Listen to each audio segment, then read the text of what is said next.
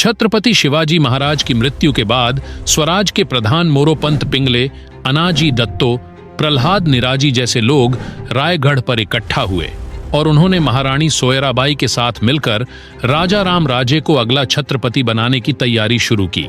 21 अप्रैल 1680 को यानी छत्रपति शिवाजी महाराज की मृत्यु के सिर्फ 18 से 19 दिनों के बाद स्वराज के प्रधानों ने युवराज संभाजी राजे का स्वराज के ऊपर के हक को निष्कासित करके राजा राम राजे का मंचारोहण किया। स्वराज के प्रधानों के षड्यंत्र की खबर पनाला किले पर स्थित युवराज संभाजी राजे को पता चल चुकी थी। स्थिति की गंभीरता को समझते हुए उन्होंने अपने राज्य के सभी किलेदारों और सामंतों को अपनी सेवा में शामिल होने के आदेश दिए। स्वराज के सरसेनापति हम्बीर राव को भी युवराज संभाजी राजे का आदेश मिला। हम्बीर राव को रायगढ़ और पनालागढ़ पर हो रहे गतिविधियों की जानकारी थी। राज्य सिंहासन के लिए शुरू हुए इस संघर्ष में उन्हें जिम्मेदारी और जोखिम भरी भूमिका निभानी होगी, इसकी कल्पना उन्हें आ चुकी थी। जो सच और सही है उसी का साथ देने की मनोभावना उन्हें आ चुकी थी। तभी रायगढ़ से स्वराज के प्रधानों का सरसेनापति को हमारे साथ मिलकर राजा राम राजे के सेवा में शामिल होने का खत आया। ये खत पढ़ने के बाद तुरंत सरसेनापति हम्बीर राव ने रायगढ़ पर स्वराज के प्रधानों को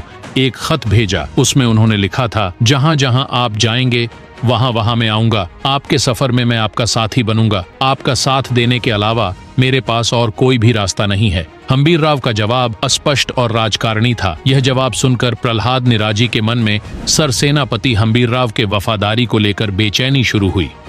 उन्होंने संभाजी राजे के साथ शांति और सबुरी के साथ पेश आने का सुझाव अन्नाजी दत्तो और बाकी प्रधानों को दिया। मगर अब बगावत पे उतर आए प्रधानों के पास परिस्थिति का सामना करने के अलावा दूसरा पर्याय नहीं था।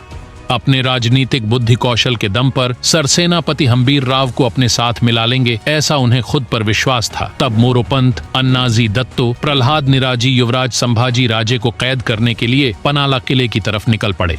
रास्ते में हम्बीर राव से मिलकर उनसे मदद लेकर ही आगे जाने वाले थे। उस वजह से कराड़ के पास हम्बीर राव के डेरे पर सभी प्रधान जा पहुंचे। वहां पहुंचते ही हम्बीर राव ने बड़े ही तीव्र शब्दों में सभी प्रधानों को खरी खोटी सुनाई और उन्हें ही कैद कर लिया और वैसे ही अपने सेना के साथ पनाला किले पर युवराज संभाजी राजे के सामने खड़ा किया। छत्रपति शिवाजी महाराज की संगत में बड़े हुए स्वराज्य के सरसेनापति ने अपनी स्वामिनिष्ठा और सिंहासन निष्ठा अखंड रखी, और वह भी तब जब खुद के सगे भांजे का छत्रपति बनने के लिए वातावरण अनुकूल होते हुए भी हिंदवी स्वराज्य का कानूनी वारिस या अपना सगा भांजा, यह मुश्किल चयन हम्बीर राव के सामने खड़ा था। तब उन्होंने पारिवारिक स्वार्थ से बढ़कर हिंदवी स्वराज्य के भविष्य को जरूरी समझा। देश के सेना के सेनापति का ही शंभू राजे की तरफ झुकाव देखकर बगावती प्रधानों का मनोबल खत्म होने में कोई आश्चर्य नहीं था।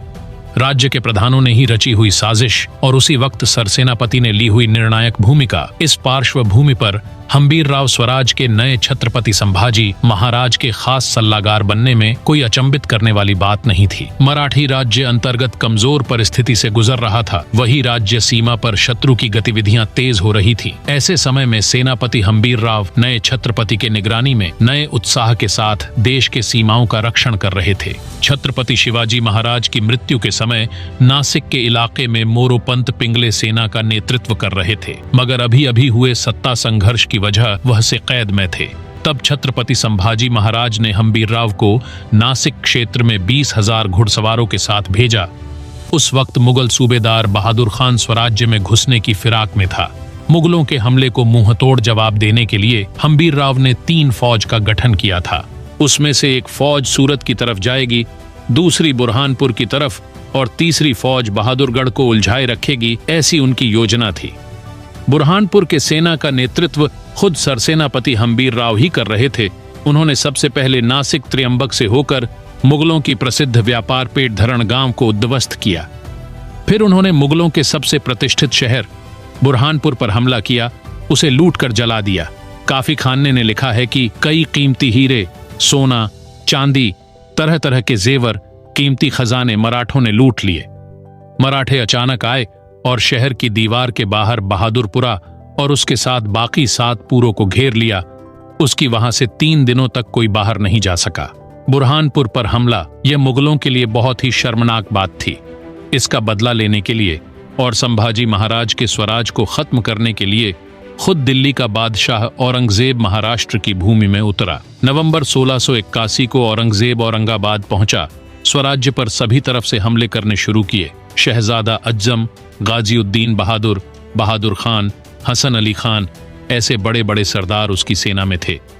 यहाँ से आगे हमला करने वाले मुगलिया सेना के साथ मराठों का संघर्ष चलता ही रहा। मराठी मुल्क में घुस के मुगलिया सेना ने कई किलों की घेराबंदी करी हुई थी। नासिक के पास स्थित रामशेज किले की शहाबुद्दीन खान उर्फ गजीउद्दीन बहादुर ने घेराबंदी कर रखी थी। यह घेराबंदी मराठा इतिहास की सबसे प्रसिद्ध घेराबंदी है, क्योंकि इस रामशेज किले को जीतने के लिए बादशाह ने एक के बाद एक 3 से 4 सेनापतियों को भेजा था, मगर वह सब यह किला हमला करके जीत नहीं पाए। रामशेज के किलेदार सूर्याजी जेधे ने यह किला बड़े ही हिम्मत और चालाकी से मुगलों से बचाए रखा। छत्रपति संभाजी महाराज ने इस घेराबंदी को उखाड़ने के लिए रूपाजी भोसले, मनाजी मोरे और हम्बीर राव मोहिते को भेजा। 10,000 पैदल सेना लेकर हम्बीर राव दुश्मनों की घेराबंदी तोड़ने के लिए गए और उस लड़ाई में जख्मी होने की खबर अंग्रेजों के खतों के जरिए जानने को मिलती है। वह खत 30 जुलाई 1682 का है। उस समय 1682 के आसपास रूपाजी भोसले और मनाजी मोरे की शहाबुद्दीन खान के साथ हुई लड़ाई की जानकारी जेधे शकावली में मिल जाती है। कुछ इस तरह से स्वराज के सर सेनापति हम्बीर राव मोहिते ने अपनी पूरी निष्ठा और ईमानदारी से स्वराज की और स्वराज के छत्रपति की सेवा की।